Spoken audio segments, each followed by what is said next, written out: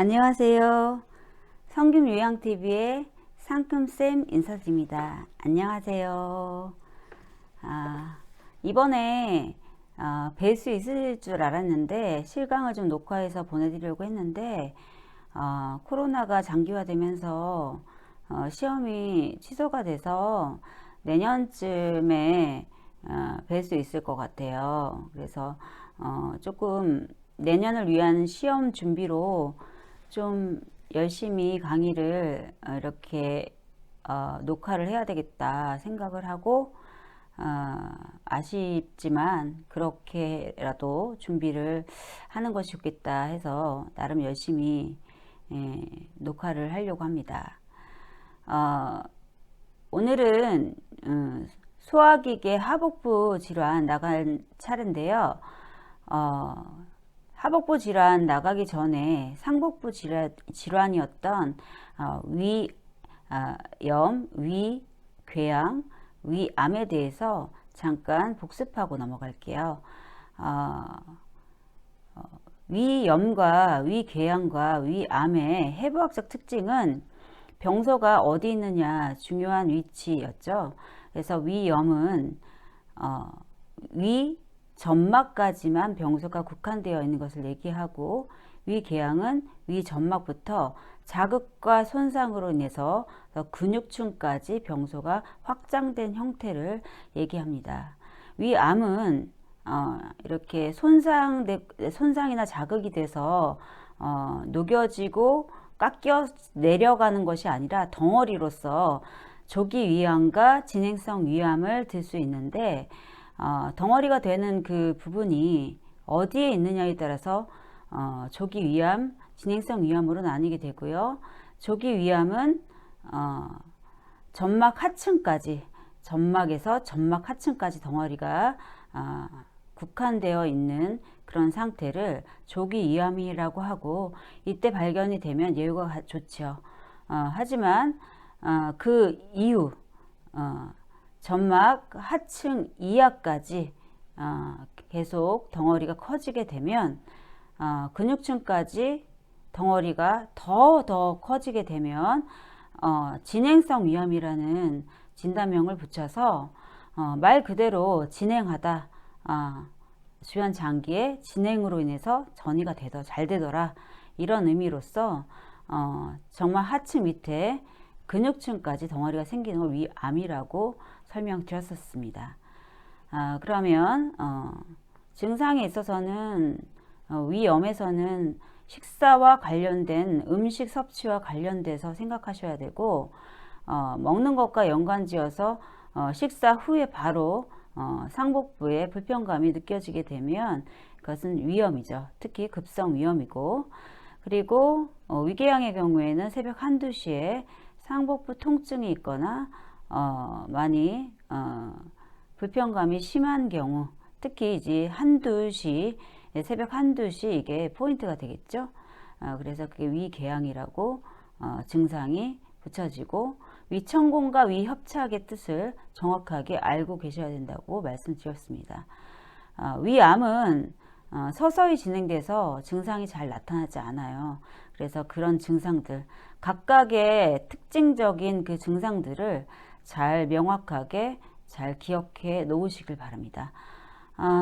그리고 치료 방법에 있어서 위염은 일단은 시기로 인해서 불편감이 더해진 이제 염증이기 때문에 위장을 충분히 쉬게 해야 되지만 금식을 함에 있어서 물을 충분히 노인들한테는 공급해야 된다는 게 중요했었고 위궤양은 응급 상황이나 마찬가지라서 위협착, 위천공 이런 증상들이 발견이 되면 즉시 병원으로 가야 된다. 이렇게 말씀을 드렸습니다. 그리고 위암에 있어서는 서서히 진행되기 때문에 조기 발견이 힘들 수 있지만 2년에 한 번씩 있는 국가 검진을 통해서 알 수 있는 내용인데 그것마저 놓치게 돼서 진행성 위암이 된다고 하면 가운데 이제 덩어리가 있는 그런 상태를 생각하셔서 주변 장기가 받을 수 있는 영양들, 비대되거나 특히 간, 그 다음에 또 우렬되거나, 그 다음에 소화가 안 된다든지 위염과 같은 증상이 생기게 되지만 나중에 이제 출혈이라는 큰 출혈로 인해서 혈변과 토혈을 하게 되는 경우가 생기게 됩니다. 그래서 이 수술을 만약에 이제 위암의 수술을 하게 되면 5년 정도는 지켜봐야 되는 단계이고 모든 암에서 동일한 그런 예방법이 되겠습니다. 그래서 이렇게 정리를 해드렸고요. 개정된 책에는 이제 위암의 원인 중에서 이제 헤리코박터 파이로리라든지 그 다음에 위축성 위염이 얼마나 문제가 되느냐 요거 그리고 또 질산염 소세지나 뭐 이런 가공식품들의 이제 질산염 물질을 갖고 있는 것들이 얼마나 위암에 위대한 영향을 끼치느냐에 대해서 개정이 됐었죠. 그리고 또 위궤양이나 위암에서나 똑같은 균 이름이 나오는데 헤리코박터 파이로리라는 균이 있었고요. 그래서 이제 특히 이제 여러분들 요즘에 햄이나 소시지 많이 좋아하시는데 책에는 안 나와 있는 내용인데 이제 상식적으로 이제 질산염의 갖고 있는 그 가공식품을 먹게 되면 그 질산염이 닿는 부위가 암이 생길 확률이 높다고 해요. 그러니까 음식을 조리할 때 좀 신경 써서 하시거나 가급적 안 먹는 게 좋겠죠. 예. 이렇게 상복부 질환, 위염, 위궤양, 위암에 대해서 짤막하게 복습 드렸고요. 오늘은 하복부 질환입니다. 하복부 질환에서는 나올 수 있는 장기가 대장이에요. 그래서 대장에서 이루어질 수 있는 질병들이 대장암만 있는 것이 아니라 설사나 변비도 하복부 질환입니다. 그래서 소화기계의 하복부 질환은 대장암과 설사, 변비 세 가지 다예요. 그래서 우리는 지금 소화기계 질환을 배우고 있는데 이 소화기계 질환에서 소화기 질환을 모두 골라라 이렇게 얘기를 하면 우리는 위염, 위궤양, 위암, 그리고 대장암, 설사와 변비까지 고르실 줄 알아야 합니다. 제가 헷갈릴까봐 상복부와 하복부를 나눠서 가르치고 있는데요. 결국에는 이 설사와 변비까지 해서 통틀어서 포괄적으로는 소화기계의 질환을 배우고 있는 것이죠. 그리고 이 부분들에 있어서 왜 이제 상복부 질환, 하복부 질환에서 왜 굳이 위나 대장에 대해서만 나오느냐? 노인들한테 많기 때문이에요. 젊은 사람들은 뭐 위궤양 대신에 십이장 궤양이 더 많이 걸리거든요. 근데 노인 질환을 배울 때 우리가 십이장 궤양은 배우지 않잖아요. 그거는 노인성 질환 중에서 아무래도 십이장 궤양보다는 위궤양이 더 많기 때문에 이렇게 질병명을 간추려서 추출해낸 것 같습니다. 오늘은 일단 소화기 하복부 질환 중에서 노인한테 가장 많은 대장암에 대해서 할 건데요. 제가 몇몇 가지 이렇게 중요 포인트만 얘기를 하면 이 부분은 쉽게 다 맞힐 수 있는 부분입니다. 일단 페이지는 133페이지고요. 이 대장암은 어디에 잘 생긴지 알아야 돼요. 그래서 이제 제가 도면을 그렸는데 일단은 처음에 대장의 시작 부분이 맹장이라고 말씀을 드렸습니다. 그래서 맹장이 속해 있고요. 그 다음에 대장, 상행결장, 횡행결장, 하행결장, 그리고 S자결장이 직장이죠. 그래서 맹장, 결장, 직장까지가 대장이에요. 항문은 포함되지 않습니다. 그래서 이 부분이 대장인데 대장의 기능이 뭐였죠? 수분을 흡수하고 그리고 또 장내 세균, 좋은 세균들이 더 음식물 찌꺼기를 산화시키고 부패시켜서 대변으로 원활하게 내보내면서 움직이면서 예쁜 대변을 만드는 그런 역할을 했었죠. 그래서 이 맹장, 결장, 직장 어디에 생기든지 우린 다 대장암이라고 불러요. 예. 그래서 그런데 선생님, 위장과 뭐 위염과 위궤양과 위암은 각각의 이제 해부학적인 병소 위치가 달랐는데 대장은 어디에 생깁니까? 대장의 가장 안쪽 표면인 점막에 생깁니다.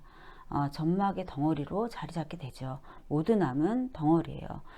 그래서 안쪽 표면이다. 어렵게 생각하지 마세요. 가장 우리 구강 점막도 가장 안쪽에 있지 않습니까? 그래서 가장 안쪽에 있는 점막에서부터 생긴다. 이렇게 생각하시면 돼요. 그리고 관련 요인은 모든 그 암이 과거력과 가족력이 중요합니다. 그래서 이런 거 고르실 때는 헷갈려 하실 필요가 없어요. 대장에 있어서는 대장에서 가장 많이 우리가 내시경할 때 발견되는 것이 용종 아닙니까? 위에도 물론 용종이 생겨서 위암의 원인이 되기도 하는데 대장도 마찬가지로 용종의 과거력이 위암의 중요한 원인으로 자리 잡고 있어요. 그리고 대장암의 가족력, 위암도 마찬가지입니다. 암은 무조건 가족력이 우선이 되죠. 그리고 그 다음부터는 뭘 보시냐면 대장을 힘들게 하는 질환을 고르시면 그게 대장암의 원인이에요. 대장이 힘들어하는 질환, 대장에 어떤 질병이 있겠죠. 그 중에서 궤양성 대장염이라고 있어요. 이게 위에서는 위궤양은 위장에서 이렇게 움푹움푹 파여지는 형태의 궤양이지만 대장에도 궤양이 있을 수 있습니다. 그래서 이 궤양성 대장염이 장기간 이렇게 앓게 되면 위암으로 발전할 수 있어요. 자꾸 이제 나았다가 다시 악화됐다가 다시 재발했다가 악화됐다가 이러면은 대장이 힘들겠죠. 아무래도 그런 상황이 되는 질병은 대장암의 원인이라고 보셔야 될 것 같습니다. 그리고 또 하나는 유일하게 대장에서 가장 싫어하는 음식 중 하나가 알코올이에요. 그 이유는 대장이 수분을 흡수하지 않습니까? 수분 흡수하는 기능인데 이제 알코올을 많이 드시게 되면 이 알코올이 물이지 않습니까? 어떻게 물 형태로 우리 이 장기에 이렇게 소화가 되죠. 그러면은 이제 대장은 물인 줄 알고 알코올을 많이 흡수해요. 그런데 알코올은 고칼로리입니다. 영양가 없는 고칼로리예요. 쓸데없는 칼로리. 그렇기 때문에 대장에서 많은 알코올들을 흡수하게 되죠. 그렇기 때문에 대장이 나중에는 힘들고 망가질 수밖에 없는 상황입니다. 그래서 이 매일 알코올 섭취하는, 이걸 다른 말로 알코올 중독이라고 하죠. 매일 알코올 가끔씩 섭취하는 거 괜찮아요. 근데 매일매일 섭취하는 알코올 중독자들이 제일 많이 걸리는 질환 중에 하나가 대장암입니다. 수분을 흡수하는 기능을 갖고 있는데 알코올이 수분인 줄 알고 대장이 알코올을 많이 흡수해 버려요. 그럼 고장 나는 거죠. 수분 형태의 알코올이 들어오게 되니까 수분인 줄 알고 계속 빨아들여. 그래서 다른 위나 이런 것에 있어서는 이제 식사 연관된 거, 스트레스, 흡연 이런 것들이 주 원인이었지만 이 대장에서의 그 원인은 알코올을 꼭 기억해 두시기 바랍니다. 그 다음에 가장 중요한 게 있어요. 이 대장암이 잘 걸리는 이유가 뭐냐? 짠! 서구화된 음식 섭취 때문에 그렇습니다. 서구화된 음식 섭취는 고칼로리, 고지방, 그 다음에 저잔여식이 그다음에 저섬유소, 이 네 가지가 되는데 이걸 다 외울 수 없어요. 그래서 저는 이제 가르칠 때 고고 저저로 가르칩니다. 서구화된 음식을 생각하다 보면 고고 저저가 생각해요. 고는 뭘까요? 고는 칼로리 높은, 지방이 높은, 같은 맥락이에요. 그러면 저섬유소, 저자녀시기는 뭘까요? 자녀의 뜻은 건더기예요. 건더기. 건더기가 저니까 저자녀식이 건더기가 없다는 얘기죠. 없다는 얘기죠. 건더기가. 이건 다시 말해서 섬유질 섭취를 많이 안 한다는 얘기입니다. 그거는 저섬유소 섭취가 대장암의 원인이 되겠죠. 근데 이게 여러분들 이제 서구화된 음식을 생각하면 좋아요. 문제 풀기도 쉽고 한데 이제 문제 형태가 만약에 대장암에 관련 요인을 골라라 했을 때는 서구화된 음식인데 이게 대장암의 치료 방법을 골라라, 예방법을 골라라 하면은 서구화된 음식을 찾지 않는 겁니다. 따라서 반대의 답이 나와요. 그래서 대장암의 원인은 고고저저지만 대장암의 치료 방법은 저저고고가 되겠습니다. 그래서 고지방, 고칼로리 같은 맥락이고요. 저섬유소, 저자녀식 같은 맥락인데 요건 대장암의 원인이 되는 거지만 대장암의 치료 방법, 예방법은 저칼로리, 저지방, 그 다음에 고섬유소, 그 다음에 고자녀식이가 되겠어요. 이렇게 반대되게 생각해. 문제에 따라서 답이 달라질 수 있더라. 이거를 꼭 명심하시기 바랍니다. 그리고 또 하나, 문제 유형이 이런 형식으로 많이 나왔었기 때문에 이제 어떻게 나올 수 있냐면 음식을 고르는 거죠. 예를 들어서 대장암의 원인인 음식을 골라라 하면은 고고저저를 고르시면 돼요. 그런데 고기, 뭐 육류, 뭐 이런 뭐 햄버거 이런 것들, 그리고 뭐 가공된 뭐 햄, 소시지 이런 것들을 고르시면 이제 대장암의 원인인 음식이고, 만약에 이제 치료 방법을 예방법을 대장암 환자한테 해줄 수 있는 시기, 대장암을 앓고 있는 환자는 해줄 수 있는 시기는 우리는 저지방, 저칼로리로 고르면 되겠죠. 고섬유질. 그래서 뭐 통밀, 뭐 잡곡밥, 뭐 그리고 저지방 우유 이런 형태를 고르시는 게 정답이 되겠습니다. 그래서 문제를 잘 읽고 푸시는 게 좋죠. 예. 자, 그러면 원인, 관련 요인을 했습니다. 대장 용종의 과거력, 그 다음에 대장암의 가족력, 그리고 장기간의 궤양성 대장염, 그리고 매일 알코올 섭취, 그리고 고지방, 고칼로리, 저섬유소, 저자녀식이 이렇게 대장암의 원인이었습니다. 자, 그러면 대장암의 증상은 뭐가 있을까?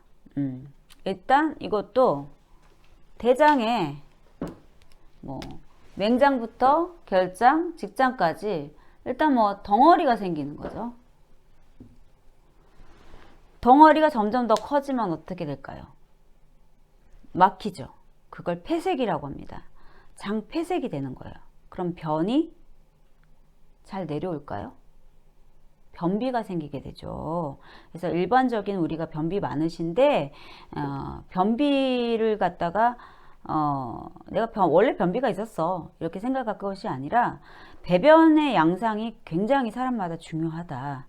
특히 환자들한테 더 중요하다. 이걸 명심하시고요. 이 대장암으로 인해서 변비가 될 수 있고 또 의외로 설사도 있을 수 있습니다. 왜냐하면 덩어리가 생기면서 대장이 힘들어요. 그렇기 때문에 대장이 하는 기능 중에 뭐가 있었죠? 제일 대장이 하는 중요한 임무는 수분을 적절하게 흡수하고 적절하게 장의 기능을 유지하는 게 대장의 기능이었습니다. 그러면 여기서 이제 대장을 힘들게 하는 암덩어리가 생겼어요. 그러면 대장의 기능이 손실되는 거죠. 예전처럼 대장의 기능을 원활하게 할 수 없는 상태가 되는 겁니다.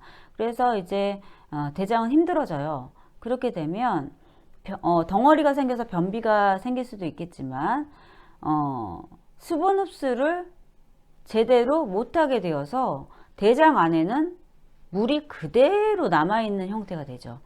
그러면 변이 물러지겠죠. 물이 많은 형태의 배변을 보게 되는 게 설사입니다. 그래서 변비와 설사가 동시에 나타나게 돼요. 그래서 내가 계속 배변을 잘 봤는데 갑자기 변비가 생기고 그 다음 날에는 또 설사를 하고 변비와 설사가 막 왔다리 갔다리 그냥 막 자기 마음대로 이렇게 장 습관이 내 변화가 생긴다면 나는 이 대장에 문제가 있지 않나 라고 생각을 해보실 수 있어요. 그런데다가 한 달 정도 됐는데 몸무게가 5kg 이상 로스가 됐다거나 그러면 대장 내시경을 해볼 필요가 있죠. 그리고 그래서 이제 그 다음에 올 수 있는 증상으로는 허약감과 체중 감소가 있고요. 그 다음에는 이제 혈변과 직장 출혈, 그 다음에 점액은 염증이 있을 때 나오는 건데 이게 대장에 이게 병소 암이 자리 잡다 보니까 이게 항문에서 가까울수록 이제 뿌리를 내리면서 이게 이 덩어리가 암 덩어리가 뿌리를 내리면서 있게 되면 이 뿌리를 내리면서 다른 조직들을 뚫어요. 그러면 출혈이 생기겠죠. 그런데 항문에서 가까운 쪽에 암 덩어리가 생겼다. 그러면 항문에서 가까우면 가까울수록 빨간 피가 보이게 됩니다. 많은 양의 출혈일수록 이건 치질과 달라요. 그래서 꼭 병원에 가서 검사를 해보셔야 하는 거죠. 그래서 점액 분비 대변을 봤는데 점액이 대변에 많이 나오거나 아니면 출혈이 좀 많이 나왔다든지 대변을 볼 때 그러면은 이제 대장암을 의심해 보는 거죠. 그리고 거기다가 이때 변비와 설사, 내가 요즘에 배변 양상이 규칙적이지 않다. 이랬을 때는 이제 장폐색도 의심을 하고 대장의 기능이 문제가 있지 않나 생각해서 대장 내시경을 통해서 대장암 진단을 받을 수 있는 겁니다. 그리고 또 우리가 이제 지나칠 수 있는 부분이 있는데 노인한테서는 이제 양성 종양이 생길 수 있어요. 그게 이제 용종입니다. 그게 이제 양성 종양이 용종인데 이게 용종이 처음에 이제 작게 시작됐다가 이제 약간 선암, 암으로 될 확률이 있을 것 같은 종양들이 있어요. 조직 검사를 하게 되는데 이 사이즈가 이제 작은 것들은 떼는데 큰 것들은 조직 검사를 하기도 하고 그 다음에 이것이 악성인지 양성인지 확인해 볼 필요가 있어요. 그리고 이 사이즈가 계속 커지는지 주기적인 검사를 통해서 알아낼 수가 있는데 이 양성 종양을 그냥 놔두게 되면 예를 들어서 용종을 놔두게 되면 그 사이즈가 커져서 처음에는 양성을 뗐다가 나중에 악성을 띨 수가 있기 때문에 내시경 하면서 의사분들이 떼야 됩니다 하는 그 용종은 떼시는 게 좋죠. 그리고 그냥 지나치지 않는 게 좋고 그 다음에 치질 그리고 또 변비 이런 이제 내가 여태까지 이제 살면서 변비가 심했어. 변비로 인해 치질도 생겼어. 그런데 이제 이런 것들이 그때는 이제 별거 아닌 것 같아서 지나쳤지만 나중에 암을 일으킬 수 있는 인자가 될 수 있다는 거죠. 그래서 이제 치질도 요즘에 과학이 발달해서 간단한 수술 아닙니까? 치질이 있으면 수술을 하셔야 돼요. 왜냐면은 이 치질이 심해지면 항문으로 이제 대변을 보면서 이 항문에 모여 있는 이제 정맥 그 혈관이 터지면서 나오는 피기 때문에 심하면 심할수록 그 출혈량이 굉장히 많습니다. 그러다 보면 진짜 대장암, 직장암 이런 것들과 감별이 힘들어요. 그래서 이제 치질을 빨리 치료하는 것이 나중에 조기 대장암을 놓치지 않은 좋은 방법이 되겠고, 그 다음에 변비도 내 변비가 너무 심하다. 근데 이게 옛날보다 더 심해졌다. 그러면 뭔가 이제 대장에서 막고 있는 게 있지 않을까 우리가 생각을 하고, 특히 노인인 경우에는 이런 경우 용종, 그 다음에 변비, 치질 이런 것들을 그냥 지나치지 말아야 된다. 주의 깊은 관찰이 필요하다. 이렇게 책에서는 명시하고 있습니다. 자, 그러면 치료비 예방은 무엇일까? 똑같아요. 위험과 수술과 화학요법, 방사선 요법 등을 봤는데 똑같이 치료가 잘 됐어요. 5년 동안은 병원에서 재발 여부를 확인을 꼭 하시는 게 좋습니다. 그래서 오늘 이렇게 짤막하게 대장암에 대해서 했는데, 이 대장암은요, 자, 134페이지의 날개 부분에 개정이 돼서 꼭 알아두기 백열등 나왔는데, 대장암 대상자의 식사를 어떻게 해야 되느냐? 영양소가 골고루 들어가 있는 식품을 소량씩 규칙적으로, 왜 소량해야 될까요? 고칼로리 먹으면 안 되잖아요. 고지방 고칼로리가 원인이었잖아요. 그래서 소량씩 섭취하는 게 중요한 포인트고, 그리고 또 소화가 잘 안 되기 때문에 천천히 꼭꼭 씹어 먹어야 되고, 또 그리고 잦은 간식은 칼로리를 높이죠. 칼로리 높일 수 있는 거 피하셔야 되고, 늦은 식사 피하셔야 되고, 그리고 자극을 주는 찬 음식, 내 몸에 적절한 온도, 미지근한 거, 장을 놀래게 하지 말아라, 자극을 주지 말아라, 이런 것들. 그리고 통곡식 생채소, 생과일을 많이 섭취해야 됩니다. 그래서 옛날에는 이제 우리가 이제 시기가 한식을 주로 먹었던 시기잖아요.